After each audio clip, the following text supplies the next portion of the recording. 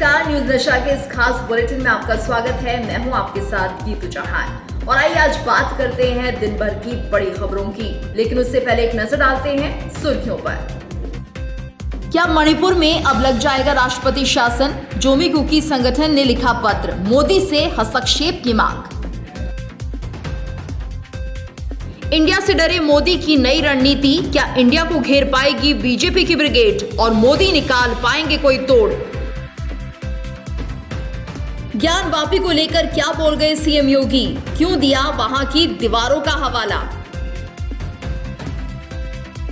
मणिपुर मामले पर supreme court में सुनवाई, केंद्र सरकार को लगाई फटकार, पूछा अब तक कितनी दर्ज हुई एफआईआर?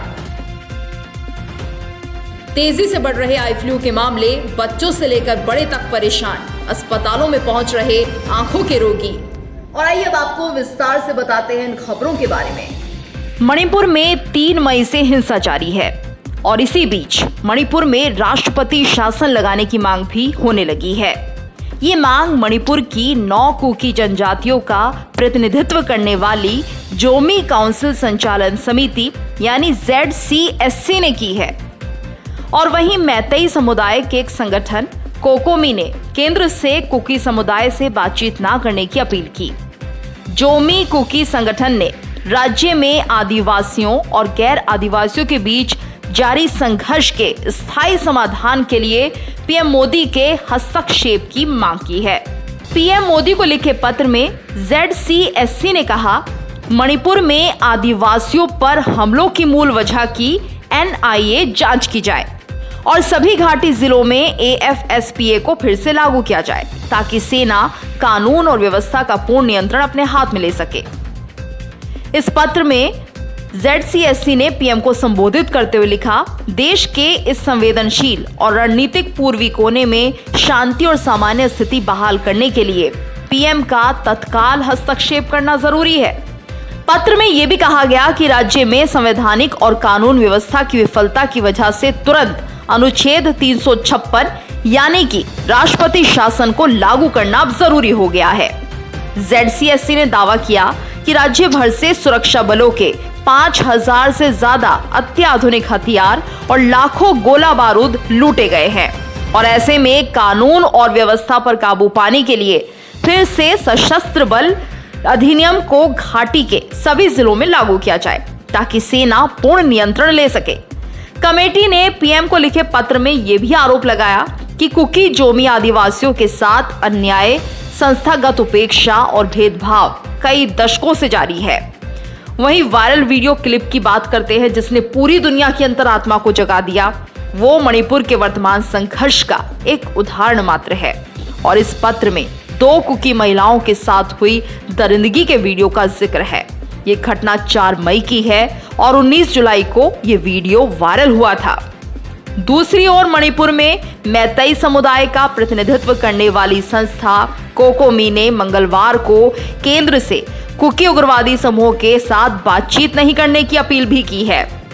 वहीं समिति का दावा है कि राज्य में हिंसा के लिए यही गुट जिम्मेदार है। संस्था ने दावा किया कि कुकी उग्रवादी समूह में विदेशी सदस्य भी हैं। कोकोमी के संयोजक जितेंद्र निगोम्बा ने इम्फाल में मीडिया को संबोधित करते हुए कहा कि हमें मीडिया के सूत्रों से जानकारी मिली है कि भारत सरकार कुकी संगठनों के साथ बातचीत करने वाली है और हम इसके पूरी तरह से खिलाफ हैं। सरकार को किसी भी कुकी समूह के साथ बातचीत नहीं करनी चाहिए जिन्होंने पहले सरकार के साथ सस्पेंशन ऑफ ऑपरेशन समझौते पर हस्ताक्षर किए थे। झारखंड में भारतीय राष्ट्रीय विकास समावेशी गठबंधन इंडिया के सभी घटक दलों ने मणिपुर सरकार को बर्खास्त करने और राज्य में राष्ट्रपति शासन लगाने की मांग को लेकर राज्य भर में धरना देने का फैसला किया है। ये निर्णय रविवार को रांची में कांग्रेस भवन में एक बैठक में लिया गया जिसमें भारत के सभी घटकों के प्रतिनिधियों ने भाग लिया। प्रदेश कांग्रेस अध्यक्ष राजेश ठाकुर ने बैठक के बाद कहा, यह संकल्प लिया गया कि भारत के सभी घटक दल 1 अगस्त को रांची में राजभवन के सामने और राज्य के सभी जिला मुख्यालयों पर संयुक्त रूप से धरना देंगे। उन्होंने आगे कहा कि जिस तरह से मणिपुर में लगभग 3 महीने से जातीय हिंसा जारी है उसे अब बर्दाश्त नहीं किया जा सकता। उन्होंने आगे कहा कि राज्य सरकार वहां मूक दर्शक बन गई थी। हम वहां आदिवासी महिलाओं के साथ हुए अमानवीय व्यवहार और राज्य सरकार की निष्क्रियता का विरोध करेंगे। हम मणिपुर सरकार को बर्खास्त करने और राज्य में राष्ट्रपति शासन लगाने की मांग करते हुए राष्ट्रपति को ज्ञापन भी सौंपेंगे।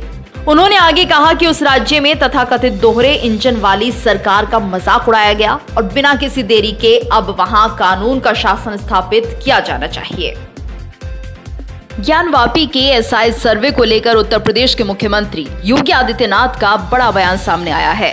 सीएम योगी ने इस मामले पर दो टूक जवाब देते हुए कहा, अगर हम उसे मस्जिद कहेंगे तो विवाद होगा ही। ज्ञानवापी के अंदर देव प्रतिमाएं हैं और ये प्रतिमाएं हिंदुओं ने तो रखी नहीं है। उन्होंने सवाल उठाते हुए कहा कि मस्जिद के अंदर त्रिशूल क्या कर रहा है। मुझे लगता है कि भगवान ने जिसे दृष्टि दी है वो इसे देखे। ज्ञानवापी में ज्योतिर्लिंग है, देव प्रतिमाएं हैं, सारी दीवारें चिल्ला चिल्ला कर क्या कह रही हैं। सरकार इस विवाद का हल निकालने की कोशिश कर रही है और हम इसका समाधान चाहते हैं। वहीं उन्होंने कहा कि मुस्लिम समाज की ओर से ज्ञानवापी को लेकर ऐतिहासिक गलती हुई है। मुझे लगता है कि ये प्रस्ताव मुस्लिम समाज की तरफ से आना चाहिए कि साहब ये ऐतिहासिक गलती हुई और उस गलती के लिए हम चाहते हैं कि समाधान हो। सीएम योगी ने इस दौरान विपक्षी दलों को गठबंधन को इंडिया नाम देने पर भी सवाल उठाए और कहा कि इसे इंडिया नहीं बोलना चाहिए। ये ... ग्रुप है। चोला बदलने से पिछले कर्मों से मुक्ति नहीं मिल जाती।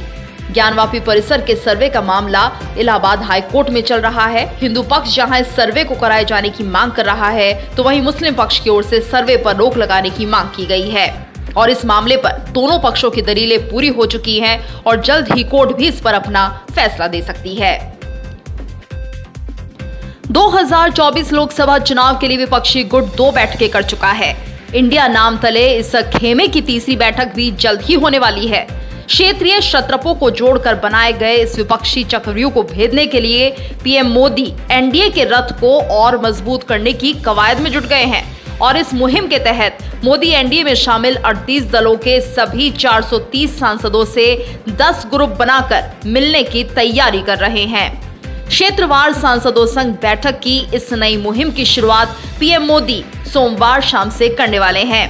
सांसदों के साथ होने वाली इन बैठकों की जिम्मेदारी केंद्रीय मंत्री संजीव बालियान, बीएल वर्मा, धर्मेंद्र प्रधान और शांतनु ठाकुर को दिया गया है। हर बैठक के दौरान वहां सांसद और प्रधानमंत्री के अलावा कोई न कोई केंद्रीय मंत्री भी रहेगा जो कि मेजबान की भूमिका निभाएगा। 21 केंद्रीय मंत्रियों को ये जिम्मेदारी दी गई है। हर ग्रुप में 30 से 35 सांसद रहेंगे। क्षेत्रवार सांसदों से मुलाकात की मुहिम के पहले दिन ही पीएम मोदी 83 सांसदों से 2 अलग अलग बैठकें करेंगे। पहली बैठक महाराष्ट्र सदन में होगी जिसमें पश्चिम यूपी, कानपुर, ब्रज और बुंदेलखंड के 42 सांसद जुटेंगे। वहीं थोड़ी देर के बाद पीएम मोदी इस कार्यक्रम की दूसरी बैठक करेंगे जिसमें पश्चिम बंगाल, झारखंड और ओडिशा के 41 सांसद मौजूद रहेंगे। हर बैठक में केंद्रीय मंत्री को मेजबानी करनी है। तो बताया जा रहा है कि सोमवार को होने वाली बैठकों में मेजबान के तौर पर केंद्रीय मंत्री नितिन गडकरी, केंद्रीय मंत्री अमित शाह और केंद्रीय रक्षा मंत्री राजनाथ सिंह भी मौजूद रहेंगे। मणिपुर में निर्वस्त्र घुमाई गई 2 पीड़ित महिलाओं की याचिकाओं पर सुप्रीम कोर्ट में सुनवाई हुई। Chief justice of India DY Chandrachud ने सोमवार को केंद्र और मणिपुर सरकार से पूछा कि हिंसा शुरू होने के बाद अब तक कितनी एफआईआर दर्ज की गई है। याचिकाकर्ताओं ने कोर्ट से इस मामले में निष्पक्ष जांच की अपील की है। याचिकाकर्ताओं की ओर से वरिष्ठ वकील इंदिरा जयसिंह ने एक हाई पावर कमेटी से जांच कराए जाने की डिमांड की। उन्होंने कहा कि महिलाएं अपनी बात कहने के लिए महिलाओं के सामने ही सहज होंगी। हम नहीं जानते कि सीबीआई के सामने वो आएंगी या नहीं आएंगी। कुकी समुदाय की ओर से वरिष्ठ वकील कॉलिन गोंसाल्विस ने कहा कि एसआईटी और रिटायर्ड डीजीपी इसकी जांच करे। सीजेआई चंद्रचूड़ ने कहा, एक वीडियो सामने आया लेकिन ये महिलाओं के खिलाफ अपराध की इकलौती घटना नहीं है। ऐसा दूसरी महिलाओं के साथ भी हुआ। हमें महिलाओं के खिलाफ हिंसा जैसे गंभीर मसले के लिए एक मैकेनिज्म बनाना होगा। चीफ जस्टिस चंद्रचूड़, जेपी पाद्रीवाला और मनोज मिश्रा की बेंच इस पूरे मामले की सुनवाई कर रही है। पिटीशन में पीड़ित महिलाओं की पहचान जाहिर नहीं की गई, बल्कि उन्हें एक्स और वाई नाम से संबोधित किया गया।